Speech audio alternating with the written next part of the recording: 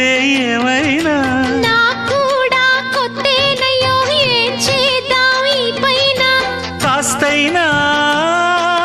కంగారు తగ్గాలి కాదన్ను ఏం చేసినా సరసం ఇంకా ఎక్కువైతే చచా చిచి తప్పదయ్యో